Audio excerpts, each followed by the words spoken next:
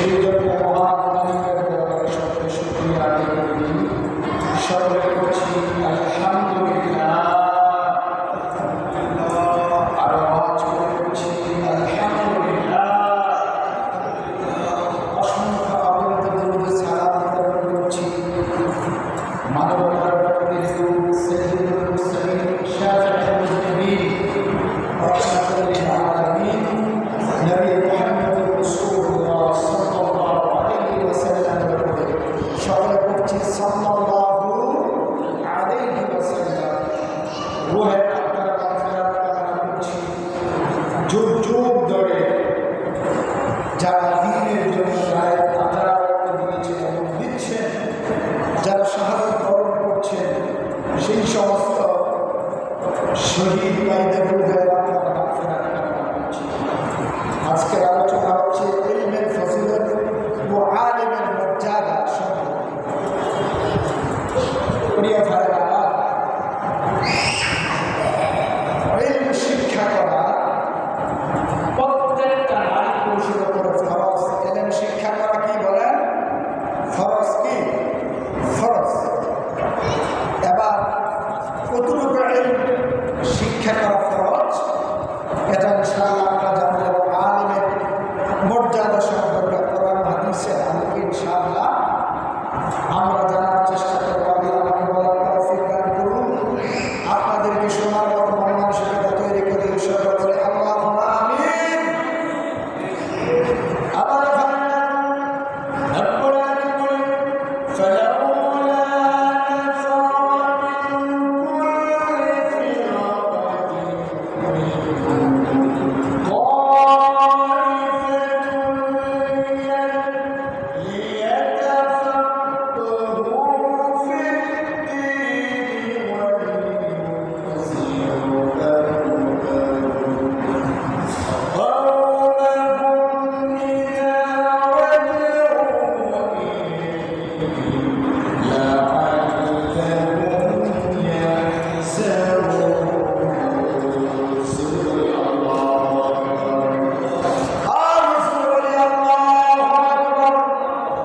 রব্বুল আলামিন বলেন ফালাউলা নাফারা মিন কুল্লি ফিরকাতিন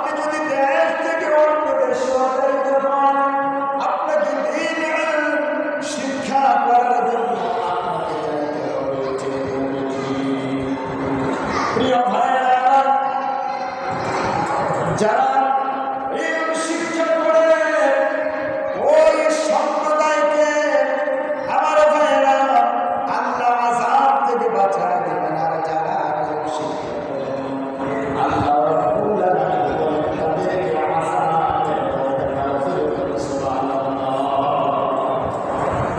ছোট্ট সাহাবীরা কথা বলবেন, ছোট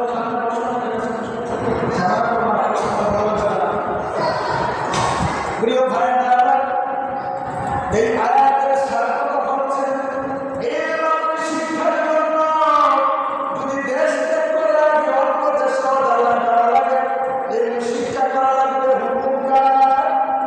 আল্লাহর হুকুম। এবং আল্লাহ তাআলা বলেন ফিদ্দীনি লিয়ুযিরু কওমাহুম ইযা রাজাউ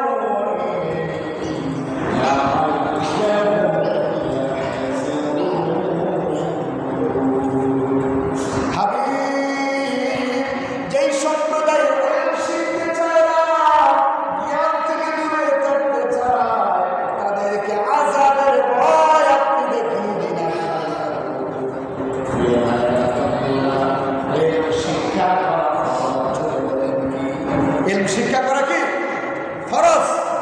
অতএব প্রিয় ভাইরা, প্রত্যেকটা মানুষ জ্ঞান অর্জন করা, ইলম শিক্ষা করা ফরজ। কি বলেন? ফরজ।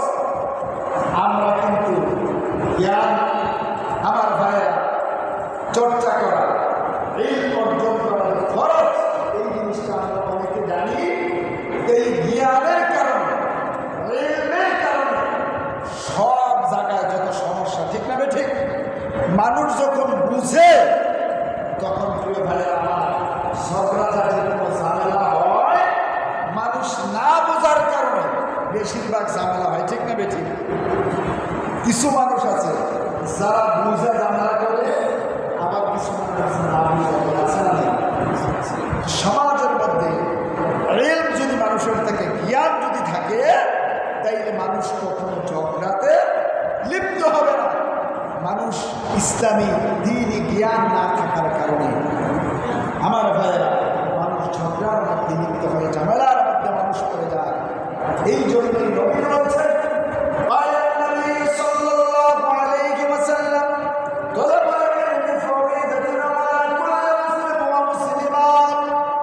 আল্লাহর নবীজি বলেছেন শিক্ষা করা ফরজ। নবীজি বলছেন, কে বলছেন? নবীজি বলছেন, কে বলছেন? নবীজি বলছেন ইলম শিক্ষা করা ফরজ। প্রিয় ভাইয়েরা আমার, আমরা কি ইলম শিক্ষা করি? করি না। চেষ্টা করি দুনিয়ার সব ধন সম্পদ, সব কিছুর হিসাব বুঝি, সব কিছুর পক্ষে থাকি, কিন্তু আল্লাহকে চিনতে হলে, নবীর পথে চলতে হলে আমাদের জ্ঞান থাকা লাগে। আর বিশেষ করে ইসলামী জ্ঞান যদি আপনার থাকে, কখনো আপনি আল্লাহর পথ থেকে, নবীর তরিকা থেকে দূরে সরে যাবে। যারা আমার ভাইয়েরা আল্লাহর বিরোধিতা করে, কোরআনের বিরোধিতা করে, অধিকাংশ মানুষের জ্ঞান নেই। আমার ভাইয়েরা দুনিয়াবি কোনো ইলম নাই, ইসলামী কোনো ইলম না থাকার কারণে মানুষ ঝামেলায় পড়ে। অনেক মানুষ জাহান্নামের দিকে চলছে ইলম না থাকার কারণে। আবার অনেক মানুষ পিতামাতার অর্থনৈতিক দিক দুর্বল থাকার কারণে আসলে লেখাপড়া করতে পারে নাই, শিক্ষা অর্জন করতে পারে নাই, কোরআন পড়তে পারে নাই, হাদিস পড়তে পারে নাই। অনেক মানুষ আছে যারা বাবা মা চেষ্টা করছেন, সন্তান ইলম শিক্ষা গ্রহণ করে নাই, এমন মানুষ আছে না? নাই, অনেক মানুষ আছে। আমার ভাইয়েরা, যদি আপনি শিক্ষা করেন, আপনার জীবনটা আলোকিত হয়ে যাবে। যেই ব্যক্তি ইলম শিক্ষা গ্রহণ করে অন্ধ মানুষের মতো, অন্ধ মানুষ যেমন আল্লাহর সৃষ্টি দেখে না, অন্ধ মানুষকে দেখে বাইরে চাও, অন্ধ মানুষ বলবে দুনিয়ার কিছু চাই না। যদি আল্লাহর দুনিয়াটা একবার দেখতে পারতাম, ঠিক না ঠিক? আবার দুনিয়ার দিকে, পৃথিবীর দিকে তাকায় দেখো, মানে তাকায় দেখো, আমি আল্লাহ, আমি আল্লাহর পরিচয় পাই। দুনিয়ার দিকে তাকাও, আসমান কে বানাইলো, জমিন কে বানাইলো, লৌহ কলম গাছ বানাম কে বানাইলো, তামাম পৃথিবীর দিকে ফরজে দিলে বাসার, যদি দৃষ্টি করো বান্দা, আমি আল্লাহর পরিচয় তোমাকে প্রিয় ভাইয়েরা আমার, ওই অন্য ব্যক্তি বলেন দুনিয়ার চাই না, সম্পদ চাই না, এই দুইটা চোখ দিয়ে যদি আল্লাহর দুনিয়াটা দেখতে পারতাম, তাই আমি খুশি হতাম। প্রিয় ভাইয়েরা, আল্লাহ চোখ দিয়েছে দেখার জন্য, ওই চোখ থাকার পরে আমরা কাজে লাগানোর চেষ্টা করি না। আমরা ভাইয়েরা আল্লাহর কোরআন পড়ার চেষ্টা করি না। অনেক মানুষ আল্লাহর কোরআন পড়তে চায় না। আমাদের ময়দানে ওই দিনটাই সবচেয়ে গরিব থাকবে, যেই দিনের ভিতরে আল্লাহর কোরআন থাকবে, ওই দিন একেবারে গরিব হবে, অসহায় হবে। আমাদের ময়দানে সেই দিনের ভিতরে আল্লাহর কোরআন থাকবে না।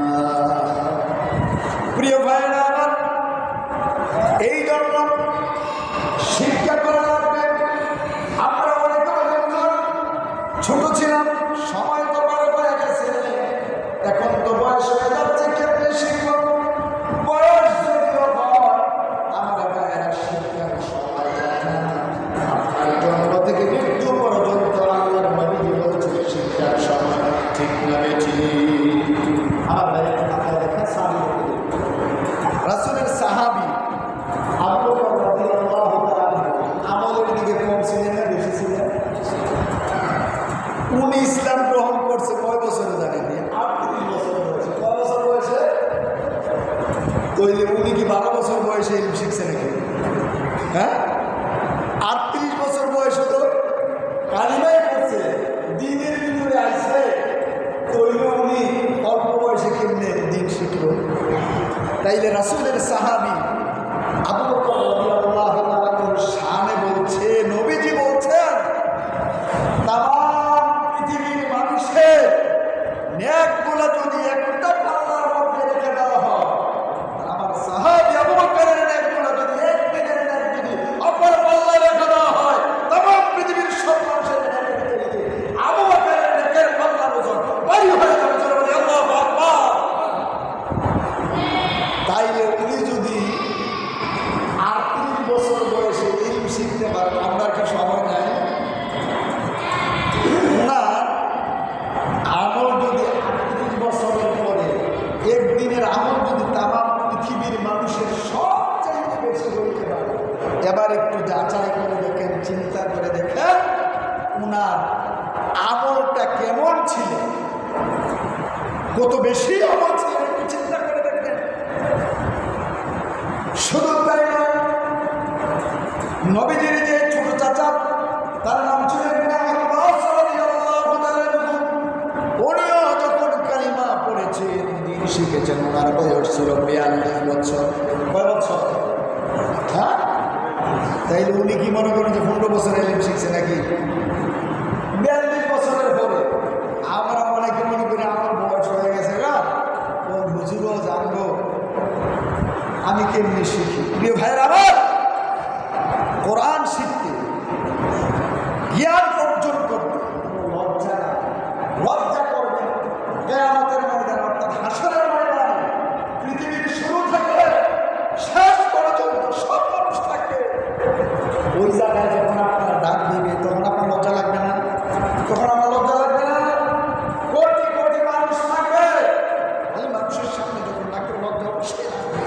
এই জন্য আমার ভাইয়েরা, এই আমাদেরকে শিক্ষা লাগবে, নামাজ রোজা কোরআন আমাদেরকে শিক্ষা লাগবে দুনিয়ার পরকালে মুক্তির জন্য। আমার ভাইয়েরা, সঠিক পথটা দেখার জন্য, সঠিক পথটা চেনার জন্য এই যদি আমরা শিক্ষা গ্রহণ করতে পারি, তাইলে ইনশাআল্লাহ গ্রহণ করাটা আমাদের জন্য সার্থক হবে। এবার আসুন, যে জ্ঞান কতটুকু পরিমাণ শিক্ষা গ্রহণ করা ফরজ, কতটুকু পরিমাণ শিক্ষা করা ফরজ, যেই ইলম শিখলে আল্লাহকে চিনা যায়, নবীর আদর্শ করে চলা যায়। কি করা যায়? আল্লাহকে চিনা যায়, নবীর পথে চলা যায়। আল্লাহকে চিনা গেলে, নবীর পথে চললে আর তো কোনো ভয় নেই। দুনিয়া থেকে বিদায় হয়ে কবর গেলেই জান্নাতে বিছানা ফেরেশতারা আছে। আল্লাহ বলবো ফেরেশতারা কবর জান্নাতে বিছানা বলবি শুধু জান্নাত, জান্নাত, কবরের ভিতরে জান্নাতে বিছানা বিছিয়ে দাও, জান্নাতে পোশাক পরা দাও। আমার ভাইরা, এখন বিশেষ করে ইসলামী গান আমাদের মধ্যে নাই বললেই চলবে। সকালবেলা বাচ্চাকে আমরা বক্তব্য কোরআন শিক্ষার জন্য আমরা পাঠাইতে চাই না, কিন্তু 1000 টাকা 500 টাকা দিয়ে বাংলা ইংরেজি আমরা পড়াই। সাধারণত আমার গ্রামে আমার ওয়াইফ বাংলা ইংরেজি মাদ্রাসা পড়ছে, তো আলিম পাস, ফাজিলে ভর্তি হয়েছিল। তখন আমার বড় বাচ্চা হয়েছে, আমার মা মারা গেছে, ফাজিলে আর ক্লাস করতে পারেন, অল্প কিছুদিন ক্লাস করার পরে আমার বাচ্চা রয়েছে, আমার মাও মারা গেল। তো ফাজিলে আসবে, আমার আপা বলছে, বাবা আমি কিছু বই দেবো, এগুলো পড়ো, চালাচ্ছে বেশি জ্ঞান, তুমি যেহেতু চাকরি করে জানা, ঠিক আছে, এটা পর্যন্ত বললে আলহামদুলিল্লাহ পড়ছে। এখন প্রায় বাচ্চারা পড়তে আসে যে সকাল বিকেল, আমি জিজ্ঞেস করি বাংলা ইংরেজি ফর্ম ধার তো ম্যাডামের কাছে বা স্যারের কাছে কত করে? 1000 টাকা। আমি তাকে দেখি 200-300 টাকা আর কি পড়ায় দিতে কষ্ট হয়, বাংলা ইংরেজি পড়তে 1000 টাকা। বলে হুজুর বাংলা ইংরেজি পড়াই না, বাংলা ইংরেজি যদি আপনি না পড়েন দুনিয়া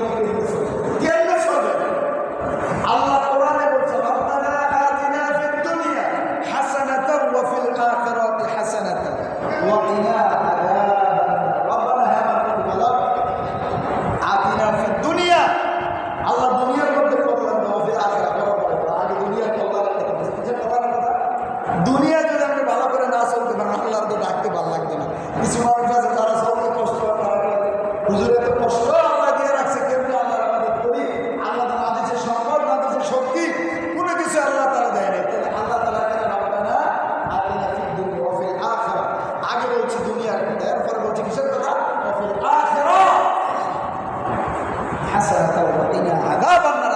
জাহান্নাম দুনিয়া কল্যাণ দাও, পরকালেও তুমি কল্যাণ দাও। ওয়া কিনা আযাবান নার, জাহান্নামের আগুন থেকে তুমি আমাদেরকে বাঁচাও। হুকুম কার? আল্লাহ। অতএব প্রিয় ভাইরা, বাংলা ইংরেজি পড়া কি নিষেধ না, কিন্তু অধিকাংশ জায়গায় মানুষ কোরআনের কোরআন পড়াতে চায় না। আমি নিজেও তো ইমামতি করেছি পাঞ্জেখানা। মনে করেন যে বছরের মাঝামাঝি আসলে আমার পরীক্ষা, বাচ্চা বাচ্চাকে সবাই হুজুর 6:30 বছর দিয়ে যায়। তা আমি 6টা বাজে বাচ্চাটা যদি যা 6:30 বাচ্চাকে সৌদি লেতে বাচ্চাটাকে শিখবোটাই কি বলেন? সব মানুষ যেমন জানে না, কিন্তু ইসলামী শিক্ষায় শিক্ষিত হইয়া কোরআনটা পড়িয়া কিছু মাস্টার যায় না, করুন না। যখন তার এটা থাকবে, কোরআনটা তার ভিতরে থাকবে, দিলের ভিতরে থাকবে, সে কখনো নাস্তিক হবে না, আল্লাহ বিরোধী হবে না, কোরআন বিরোধী হবে না, নবী বিরোধী হবে না। এই কোরআনটা না থাকলে আল্লাহ বিরোধী, নবী বিরোধী যেই কোনো হতে পারে।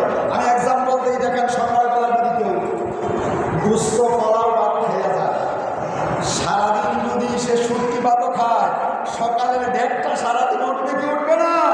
উঠবে না? ঠিক সকাল আপনার জীবনে, আমার জীবনের শুরুতে আল্লাহ যদি শুরু করি, এরপরে বাংলা ইংরেজি আপনি যে শিক্ষা গ্রহণ করেন সমস্যা নাই, আপনি ইলম অর্জন করেন সমস্যা নাই। এরপরে আমার ভাইয়েরা, এই কোরআনের কারণে আপনাকে খারাপ দিবে, যাইতে কোরআন দিবে না। কিন্তু আমরা এই কোরআনটা শিখতে চাই না। এই কোরআনটা আমাদেরকে কীভাবে শিখতে হবে, কী করে শিখতে হবে? ওই দাদার দিদি জালিম বেরিয়েছে ওই শিক্ষার মধ্যে অনেক জায়গা আছে। বলে হুজুর আমরা শিক্ষা না, আমরা শিক্ষামু দেখেন ওই বাচ্চা দিয়ে রায় 100, হুজুর দিয়ে রায় 100, তোমার 100 বাচ্চা দিতে বাচ্চা দিয়ে রায় 50 জন, হুজুর দেন 1 জন, 1 জন দিয়ে 50 জন,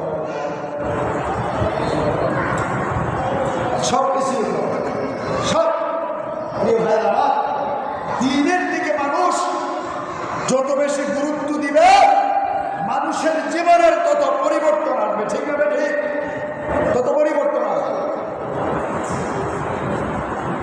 দ্বিতীয় দিনের পরে আমার হুজুর একটা মুয়াজ্জিন দিয়ে আমি হাদিয়া দিন, হুজুর ভাই না 15-20 হাজার টাকা দাওয়াত করে দেখে। তা আমি কমিটির বললাম যে 20,000 টাকা আমার বোন আপনি দিয়ে হুজুর দাওয়াতে দাওয়া আপনি দিয়ে মাসিক হাদিয়া এটা আমি মোটামুটি আলহামদুলিল্লাহ এই যে ইমাম বিভিন্ন জায়গায় দেয়, যেহেতু ওয়াজ মাহফিল করি সবাই চায় যে হুজুর বুঝে কোন জায়গার জন্য কোন ইমামটা মুয়াজ্জিনটা কাটবে, এই জন্য বলি।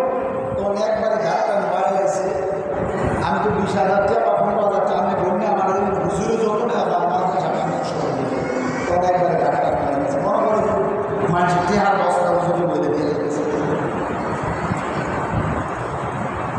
আমার ভাইরা, আলেমদের কাছে টাকা আসে, আলেমরা কোনো সিনেমা হল বাড়াবে না, খারাপ কাজে দিবে না। দেখবেন বাংলাদেশের যত ওলামায়ে কেরাম তারা মাদ্রাসা করছে 1টা 2টা 4টা, জন বলেন ঠিক না ঠিক? এই অর্জনে আমার ভাইয়েরা ফ্যাক্টরি তৈরি করে অন্তত খারাপ দিকে যায় না। আলেমের কাছে টাকা আসলে দ্বীনের প্রতি খরচ করবে, দ্বীনের পথে দিবে। প্রিয় ভাইয়ের আমার, আমরা বাংলাদেশের অবস্থাটা এমন, দ্বীনের যে রাস্তাটা একবারে মনে করেন সংকীর্ণ করে রাখার চেষ্টা করে, যার কারণে অনেক মানুষ আলেম বানাইতে চায় না। আলেম আল্লাহ বলবে 5-6 হাজার বেতন হয়ে গেলে আবার অধিকাংশ মাদ্রাসার মধ্যে দেখা যায় ছাত্রছাত্রী দিয়ে বেশিরভাগে সাদা করে, যার কারণে অনেকে সাদা মাদ্রাসা দিয়ে সাদা করে। প্রিয় ভাইরা, একটা মাদ্রাসার মধ্যে 100 জন ছাত্র থাকে, 5 জন 3টা, ঠিক আছে, সর্বোচ্চ 5 জন না 10 জন থাকে। এতিমের কথা বলে বলে রাস্তায় হাঁটায়, এটা তো ঠিক না। প্রিয় ভাইরা আমার,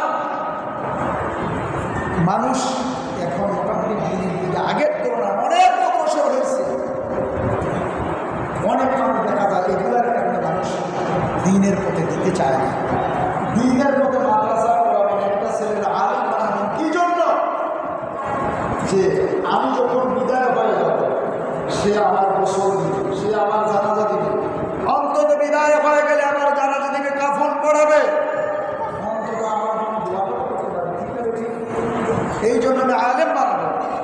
এই চিন্তা যদি করে যে আমি হালাল বানাই, মাহফিলে চুক্তি করে 50,000 টাকা নেবে, 1 লাখ টাকা নেবে, তার কোনো ফায়দা? এই যে দেখেন লাখ লাখ টাকা চুক্তি করে দেখেছে অধিকাংশ মানুষ, চুক্তি করলেও যারা না করলেও যারা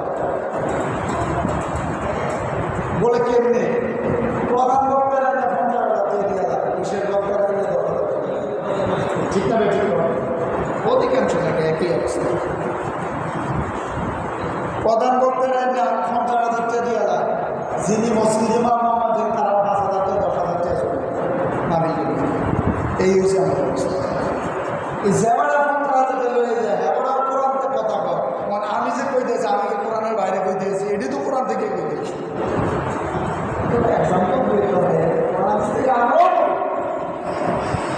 বক্তারা দোষ আছে, শ্রোতারা দোষ আছে, যার কারণে ডাইজেরি কিছু হয়ে গেছে, যার কারণে হেদায়েত দিনে দিন কমে যাচ্ছে। আমার ভয় না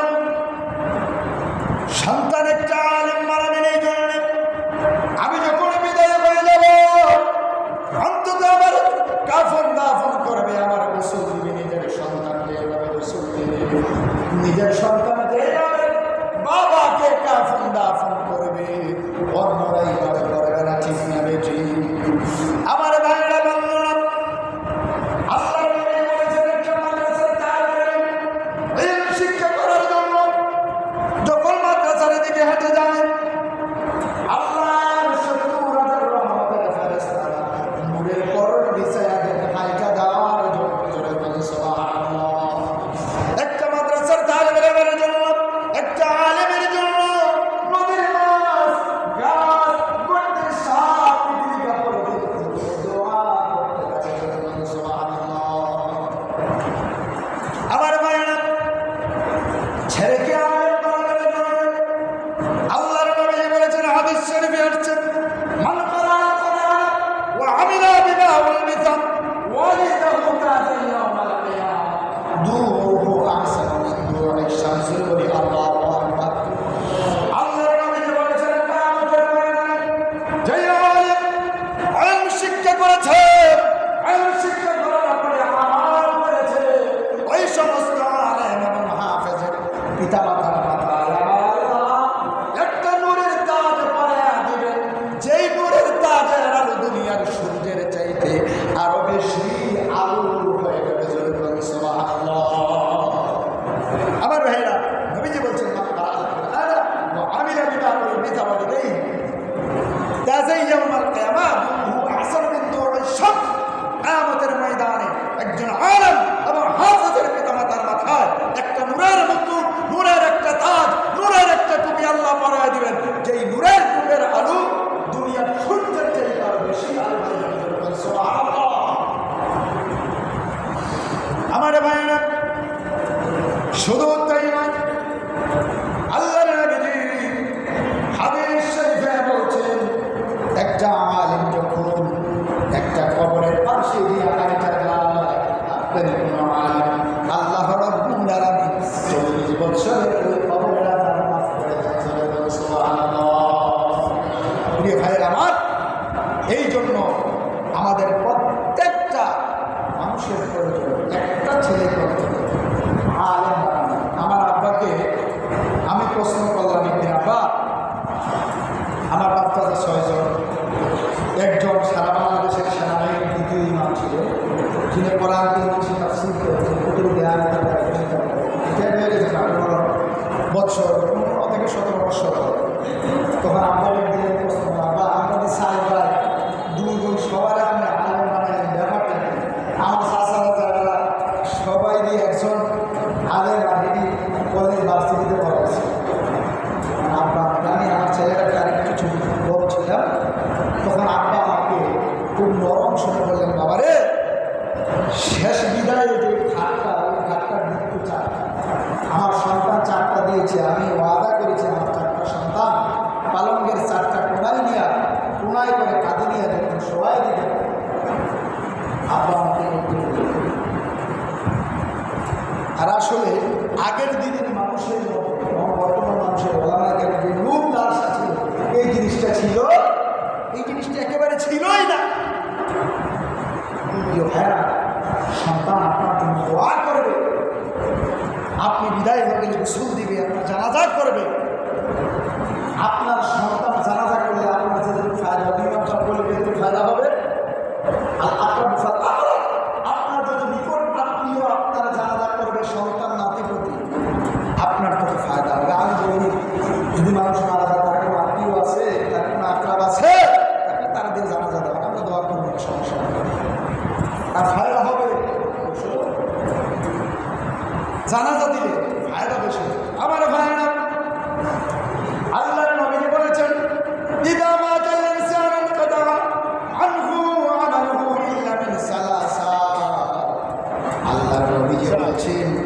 সমস্ত আমলের দরজা যখন বন্ধ হয়ে যায়, কখন বন্ধ হয়ে যায়? মানুষ যখন দুনিয়া থেকে বিদায় হয়ে যায় তার সমস্ত আমলের দরজা বন্ধ হয়ে যায়। একটা মানুষ যখন দুনিয়া থেকে বিদায় হয়ে যায় তার সমস্ত আমলের দরজা বন্ধ হয়ে যায়। জানেন আপনারা, এই শ্বাস প্রশ্বাস যতদিন থাকে ততদিন আপনার আমল করা শ্বাস প্রশ্বাস যেদিন শরীর থেকে আপনার চলে যাবে আপনার আমলের রাস্তা বন্ধ হয়ে যাবে। আপনার নিজের জন্য কার জন্য? জিন্দাদের জন্য দোয়া করতে হবে, মরে গেলেও দোয়া করতে হবে, কিন্তু নিজের জন্য জিন্দা থাকা অবস্থা করার জন্য নিজের জন্য সবকিছু। এই কথাটাই নবীজি বলেছেন, ইল্লামিন সালাসা, তিনটা দোয়া কখনো বন্ধ হয় না। ইল্লামিন সাদাকাতিন জারিয়া, সাদাকায়ে জারিয়া। আমার ভাইরা বন্ধুরা, সাদাকায়ে জারিয়া হলো আপনি মসজিদ মাদ্রাসা তৈরি করে দেয়া গেলে এই সওয়াবটা কিয়ামত পর্যন্ত, অর্থাৎ আপনি বিদায় হয়ে গেলে কিয়ামত পর্যন্ত কবরের সওয়াবটা দিতে থাকবে। জোরে বলুন সুবহানাল্লাহ। আপনি মারা গেলে আমার রাস্তা যদি বন্ধ হয়ে যায়, তিনটা রাস্তা খোলা থাকবে, এই তিনটা সব বন্ধ হয়ে যাবে। তাহলে সাদাকায়ে জারিয়া, অর্থাৎ মসজিদ মাদ্রাসা আপনি তৈরি করে যান, আপনার কিয়ামত পর্যন্ত আপনার কবরের সওয়াব দেয়। আমার ভাইরা, পাশাপাশি যে পুকুরটা আছে ওই পুকুর থেকে ক্ষেতের দিকে যদি একটা রোল করে দেন, ওই রোলটা দিয়ে পানি যাবে না। ঠিক যে একটা রোল করে দিলে, একটা গোলাপ করে দিলে পুকুরটাতে পানি চলে যাবে, ঠিক তেমনি ভাবে আপনি বিদায় হয়ে গেল আমার ভাইরা, কবর থেকে আপনার কবরের সওয়াব যাইতেই থাকবে। মসজিদ মাদ্রাসার মধ্যে যখন কাজ করবেন ওই সওয়াব কিয়ামত পর্যন্ত যেতে থাকবে।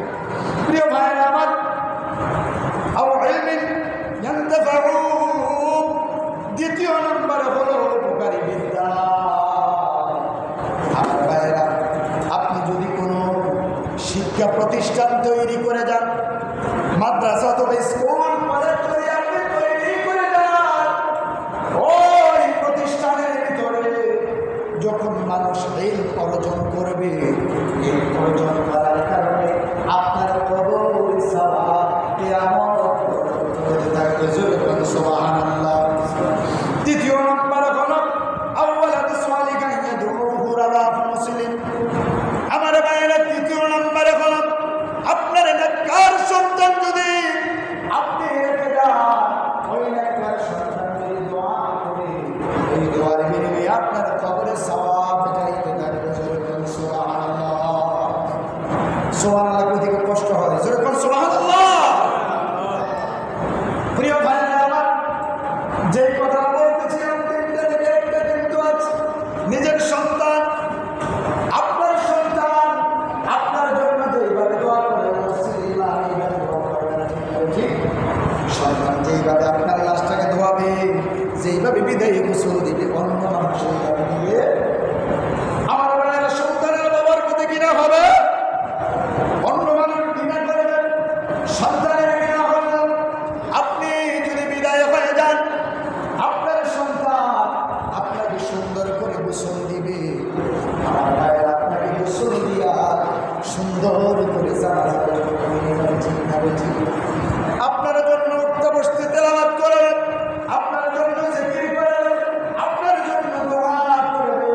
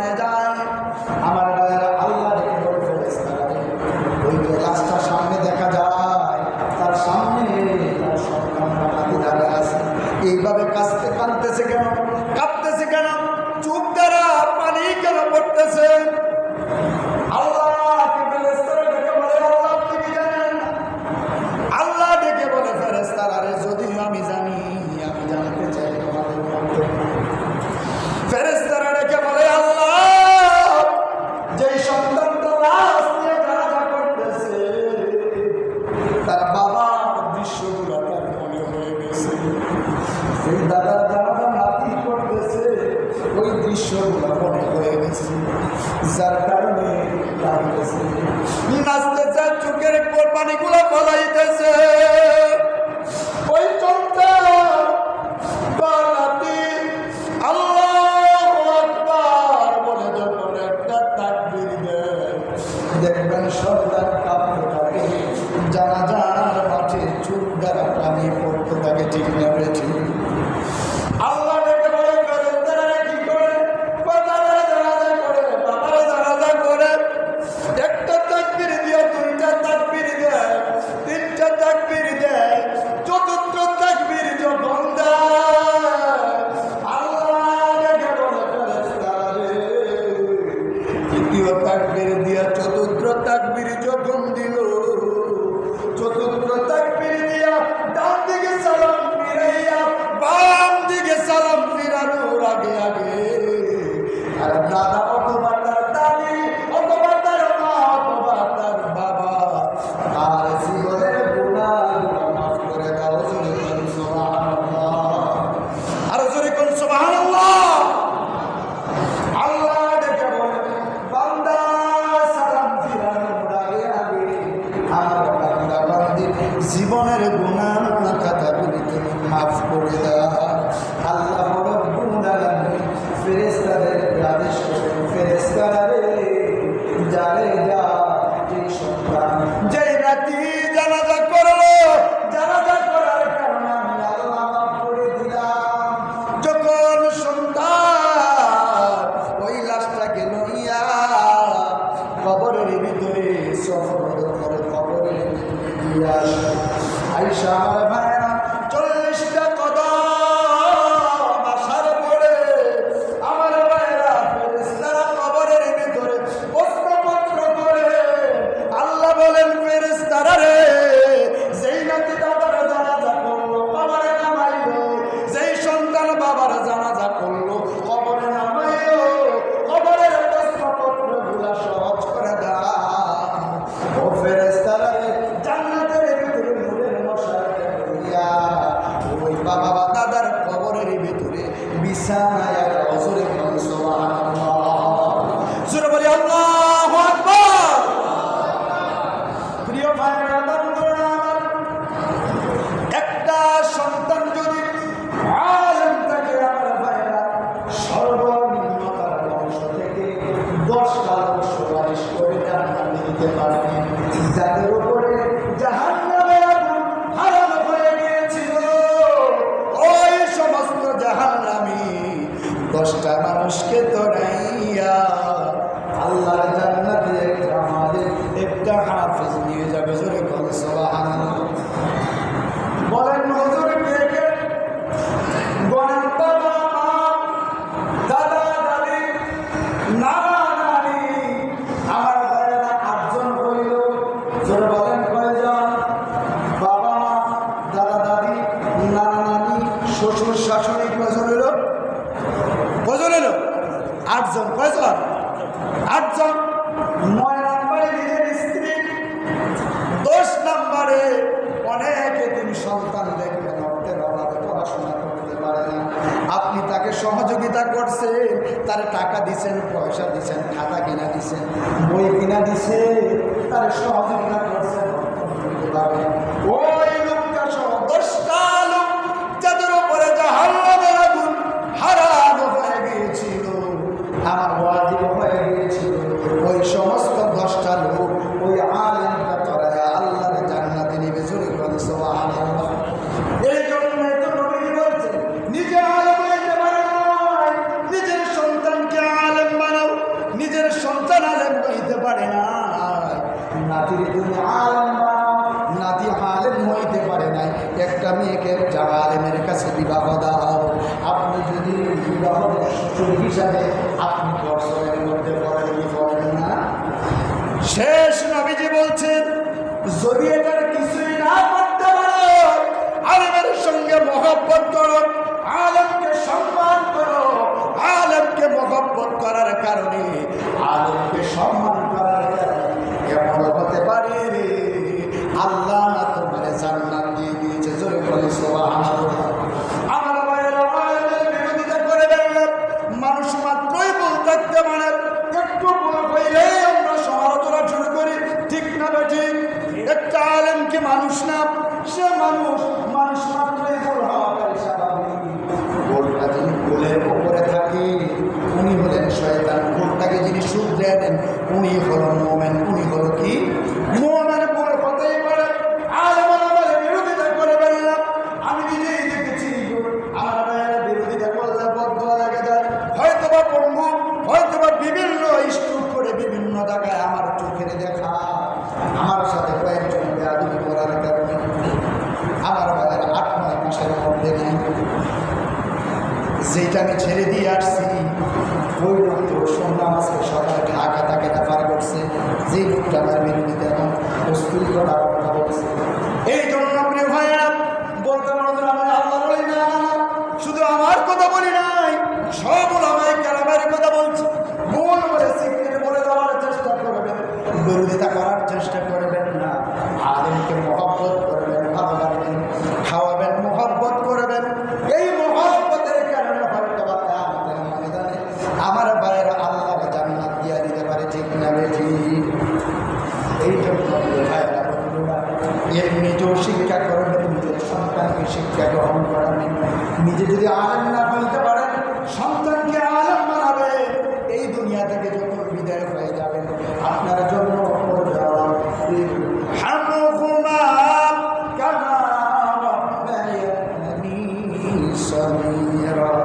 আল্লাহ আল্লাহ আমার মা বাবা আমার ছোটবেলা যে আদরটা ধারণ করা করছে, আল্লাহ কবরের ভিতরে তো আমরা কিছু করতে পারতাম না, দেখতাম আল্লাহ আমার বাবার দ্রুতি পাবে তুমি জান্নাতে বিছানা বিছাইয়া সুন্দর করে আরাম করে আল্লাহ কবরে রেখো।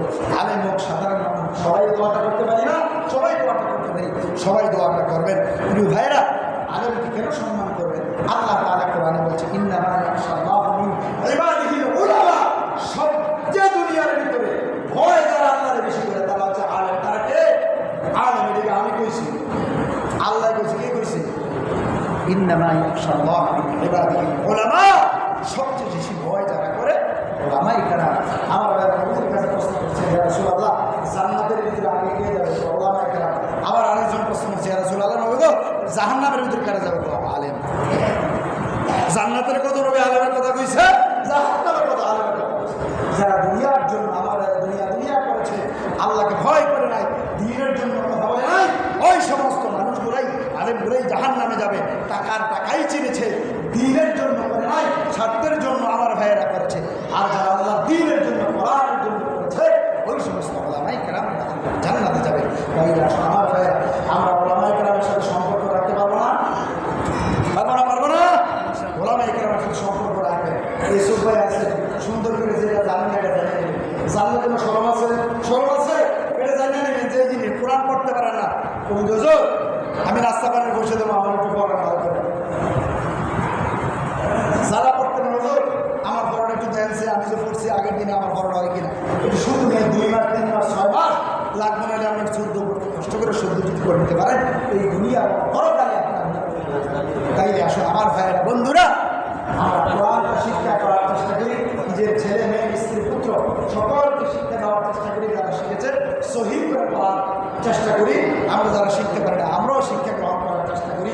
আমার ভাইয়েরা আমি শুরুতে বলছিলাম যে দেখেন আবু বকর রাদিয়াল্লাহু আনহু ইলম শিক্ষা গ্রহণ করেছে 38 বছর বয়সে। কয় বছর বয়সে? ইসলাম গ্রহণ করছে 38 বছর বয়সে। কয় বছর বয়সে?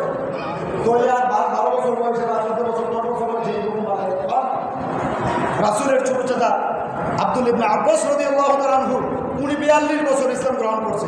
তাহলে 42 বছরে শিখছে না, তাহলে আমাদেরকে শিক্ষার সময় গেছে গা। আমি যে হুজুর আমার শিক্ষার সময় গেছে গা, অনেক কিছু শিক্ষার বেলা আমি সব জানি না, অনেক কিছু শিক্ষার বাইরে আছে। আমার ভাইরা এই জন্য আসলে আমরা দিন এলম শিখে আল্লাহর দিন যদি শিখতে পারি, কোরআনটা যদি শিখতে পারি, কোরআনের নূর